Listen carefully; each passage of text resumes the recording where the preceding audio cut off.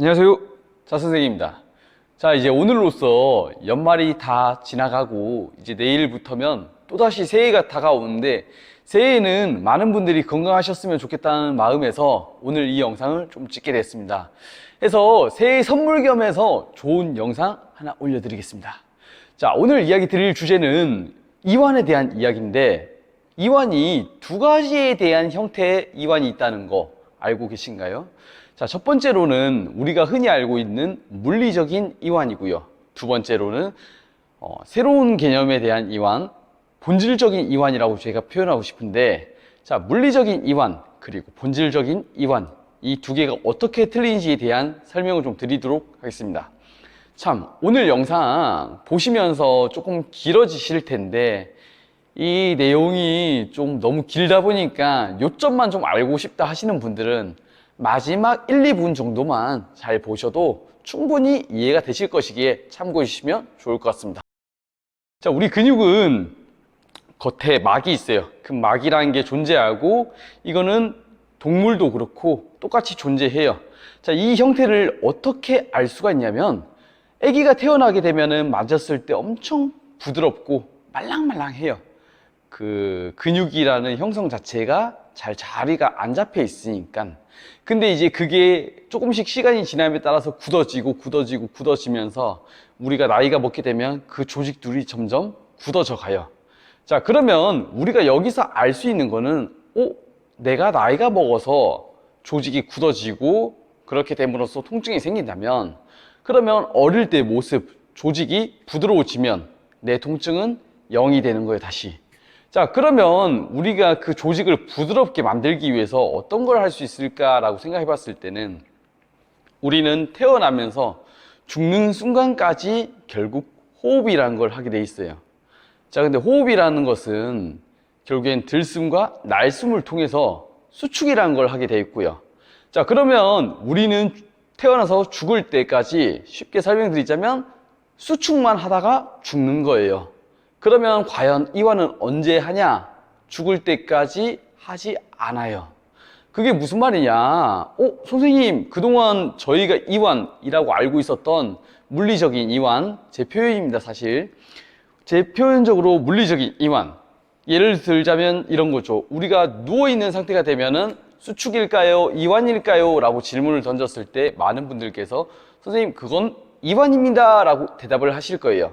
그런데도 불구하고 제가 그 부분에 있어서 수축이라고 좀 표현하고 싶은데, 왜 그러냐면, 사람이 누워있을 때 허리 뒤에 손을 딱 넣어 보시게 되면은, 살아있는 분들은 호흡이란 걸 하다 보니까 뒤 허리가 수축이 되어 있어요. 근데 돌아가신 분들, 아니면 살다가 죽으신 분들, 허리 뒤에 손을 딱 넣으려고 하면은 손이 들어가질 않아요. 무슨 말이냐면, 자, 우리는 알게 모르게 누워있는 이완 형태가 수축을 하고 있는 이완이란 말을 뜻하고 싶은 겁니다. 자, 그러면 죽음으로 인해서 호흡이 단절되어서 얘가 수축이 정말 0이 돼버리고 이완성이 되어진다면 중력의 힘을 그대로 받을 수밖에 없고, 그런데 우리가 살아있을 때는 그 중력에 대한 힘을 거스르기 위해서 알게 모르게 수축을 하고 있는 거예요. 자, 여기까지 어떻게 이해가 좀 되셨나요? 이 얘기가 조금 어려울 수 있기 때문에 간략하게 제가 한 번 더 정리해 두도록 하겠습니다. 자, 결국에는 태어나서 죽을 때까지 우리는 수축을 하면서 살아가는 거고요.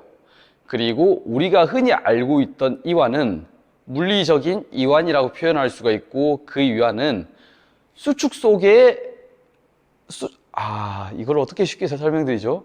수축을 하고 있음과 동시에 이완이 만들어지는 과정이기 때문에 완전체에 대한 이완이라고는 조금 보기 힘들다, 이렇게 이해하시는 게 좀 편하지 않을까 싶은데, 아무쪼록 저 또한도 이 이완을, 물리적인 이완을 설명드림에 있어서 생각보다 쉽지가 않네요. 아무쪼록 누워있는 우리가 이완이라고 생각했던 그 영역 또한 내 몸에서 받아들일 때는 수축의 영역으로 받아들일 수밖에 없다, 이렇게 조금 이해하시면 편하시지 않으실까 싶습니다. 자, 그러면 이제 본질적인 이완으로 넘어와서 본질적인 이완은 어떻게 하느냐 라고 설명을 드리자면, 본질적인 이완은 제가 아까 근육 겉에 막이라는 게 존재한다고 했죠. 그거는 동물도 그렇고 사람도 그렇고 둘 다 존재해요.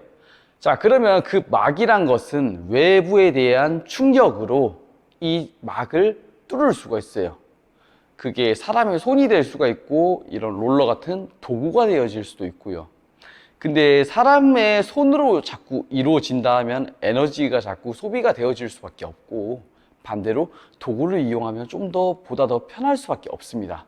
그러다 보니까 제가 가장 추천드리고 싶은, 우리 세상에 인류에 나와서 어떻게 보면 진짜 혁신적인 제품이라 할 수 있는 이 럼블 롤러, 이 제품을 이용해서 그 본질적인 이완을 좀 시켜줄 수가 있는데, 이 본질적인 이완하는 방식에 대한 거는 제 유튜브에 많이 올라와 있기 때문에 이 위에다가 제가 그 링크를 좀 올려드리도록 하겠습니다. 그 링크를 조금 참고해 주시면 좋을 것 같고, 아무쪼록 이 럼블 롤러를 이용해서 이 외부에 대한 충격을 몸에다가 흡수를 시키는 거예요.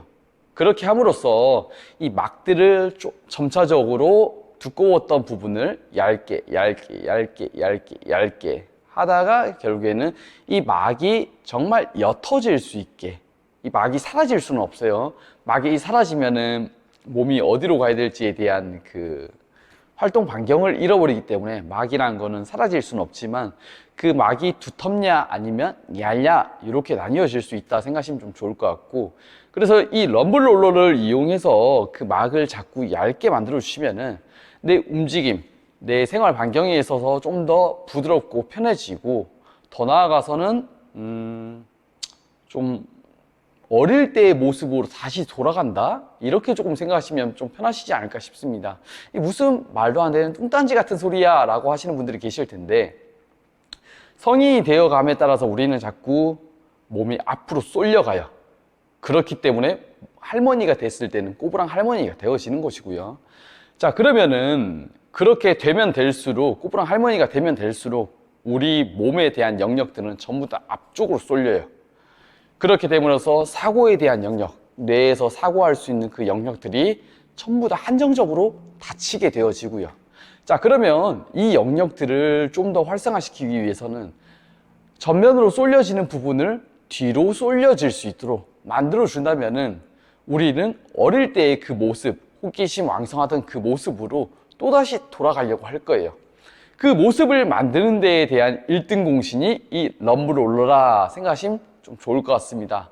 아무쪼록 오늘 이야기 드리고자 했던 주제에 대한 그 이완성, 본질적인 이완, 그리고 물리적인 이완, 이 두 개에 대한 이완성에 대해서만 좀 잘 짚고 넘어가셔서 이해하셨으면 좋겠고, 그러면 이제 마지막으로 진짜 하나만 딱 짚어드리자면, 우리가 죽기 직전까지 건강하게 살아가려면 운동은 숙제가 아니라 숙명이다 라고 표현을 많이들 하시는데, 지금 제가 오늘 계속적으로 설명드렸던 이 본질적인 이완, 이 이완도 우리에 대한 일순간의 숙제가 아니라 죽을 때까지에 대한 숙명이다 생각하시면 좀 좋을 것 같고, 우리가 운동하면서 몸에 대한 수축을 일으키듯 본질적인 이완도 숙제가 아니라 숙명이다 생각하시면 좋을 것 같습니다. 아무쪼록 오늘 제가 준비한 영상은 여기까지고요. 이 영상을 보시고 도움이 되셨다면 구독과 좋아요 부탁드리겠습니다. 네, 감사합니다.